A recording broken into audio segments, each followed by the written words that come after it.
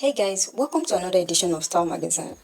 And in today's video, I put together a variety of corsets, gowns, ankara, laces, for whatever inspiration you need it for. Whether you're just checking it out for future events or you're going for wedding, you're part of Ashwebi girls, you're going for a burial, whatever you need it for. I hope you find this video enjoyable and inspiring because I had a lot of fun putting this together and I'm really happy to do this because I've had issue making more posts, making videos since last year because I couldn't log into my YouTube channel. I had issues with my email, but I was able to sort that out. So sit back and enjoy the styles. While we're at it, let's listen to this story that I saw on Facebook. Today, my friend's husband called me and I was taken aback. It was surprising because he had never reached out to me before. Despite us exchanging contacts at an event, "Your friend has ruined me," he lamented, his voice trembling. "She has completely destroyed me." "Sir, please take a deep breath," I hugged, trying to soothe him. "Can we meet at the restaurant near my office? I'll send you the details." "Yes, I'm on my way," he sniffled, attempting to stifle the mucus that threatened to escape. When we met, his appearance was utterly disabled and he looked utterly defeated. "I'm beginning to regret marrying her. Why does she have to humiliate me in public?" He gazed at me, desperation etched on his face, as if seeking answers. "What happened?" I asked, my curiosity piqued. I had no idea she was cheating on me. Even worse, it happened right outside our home. "I didn't go to work today," he confessed, pausing as if grappling with the reality of his words. "I was just opening a bedroom window, when I saw her in a car with another man."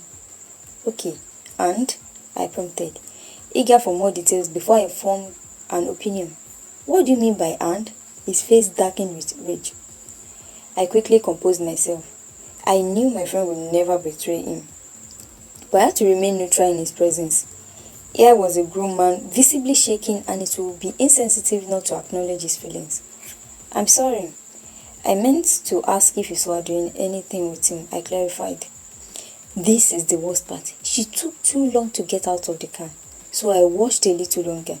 To my shock, she was giggling and smiling with my enemy. "Can you believe that?" he pleaded, his eyes wide with anguish. "Your enemy?" I echoed, puzzled.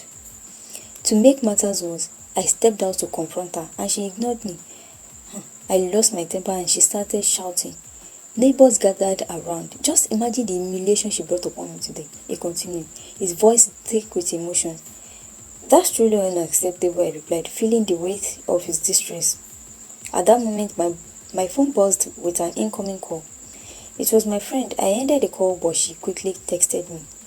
"I'm in front of your restaurant near your office. Can you quickly come? It's urgent." "You seem needed back at the office," my husband friend observed, noticing my distraction. "Anyway, thanks for listening," he said, attempting to leave. I apologized and asked him to give me a moment.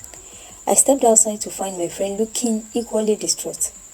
As soon as she saw me, she enveloped me in a tight hug, tears soaking my shoulder.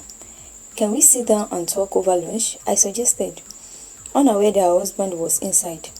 The moment he spotted her, he straightened up, adopting a serious demeanor. She turned to leave, but I stopped her. I signaled the waiter to take us to a table upstairs, anticipating that their conversation might get heated.